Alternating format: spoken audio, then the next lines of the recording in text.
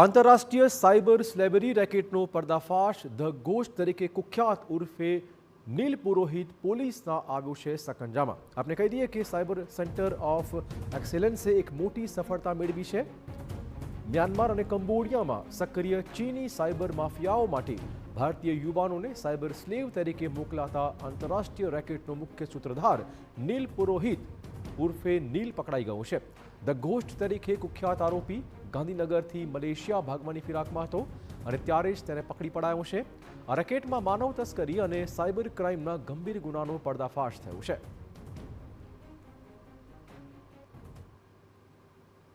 Cyber centre for એક્સિલન્સે મ્યાનમારના KK park અને કંબોડિયા ખાતે ચાઇનીઝ સાયબર માફિયા દ્વારા સંચાલિત સાયબર સ્લેવરી સ્કેમ સેન્ટરો માટે ભારતીય યુવાનોને સપ્લાય કરવાનું જે મુખ્ય કામ કરતા હોય એવી આખી ટોળકીને પકડી લેવાનું અચીવમેન્ટ પ્રાપ્ત કર્યું છે। તો પોલીસ તપાસમાં ચોંકાવનારી વિગતો સામે આવી છે।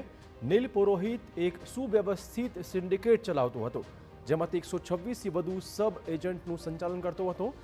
તેના તાર માત્ર ભારત પૂરતા સીમિત નહોતા, તે 30થી વધુ પાકિસ્તાની એજન્ટ અને 100થી વધુ ચીની એજન્ટ સાથે સંપર્કમાં હતો। તપાસમાં ખુલ્યું છે કે તેણે ભારત ઉપરાંત શ્રીલંકા, નેપાળ, બાંગ્લાદેશ અને આફ્રિકન દેશોના 500થી વધુ નાગરિકોને દુબઈ મારફતે મ્યાનમાર અને કંબોડિયાના સ્કેમ સેન્ટરમાં મોકલ્યા હતા।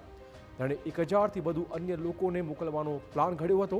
આ કાળા કારોબારમાંથી નીલ પુરોહિતને વ્યક્તિ દીઠ અંદાજે 1.6 લાખથી 4 લાખ સુધીનું કમિશન મળતું હતું। અને ધ ઘોસ્ટ ખરેખર કોણ છે તેની ડિટેલ ઇન્ક્વાયરી તરફ જ્યારે ગયા તો નીલ પુરોહિત તરીકેના આ વ્યક્તિ નીકળ્યો, જે વધુ સમય વિદેશમાં રહેતો હતો, પરંતુ ટીમની પ્રોએક્ટિવલી કામગીરી હતી, જાણકારી હતું, ધ્યાન હતું, તેના કારણે એ ભારતમાં આવ્યો। એ જાણકારી પ્રાપ્ત થતાની સાથે એને પકડવામાં સફળતા પ્રાપ્ત થઈ છે। તો સાયબર સેન્ટર ઓફ એક્સેલન્સે આરોપીને કોર્ટમાં રજૂ કરતા આરોપીના 14 દિવસના રિમાન્ડ મંજૂર કરવામાં આવ્યા છે। આ ઉપરાંત તેના સાથીદારોની પણ ધરપકડ કરવામાં આવી છે, જેઓ આ નેટવર્કના સબ એજન્ટ તરીકે કામ કરતા હતા। સમગ્ર મામલે આવનાર સમયમાં મોટા ખુલાસા પણ શક્ય છે।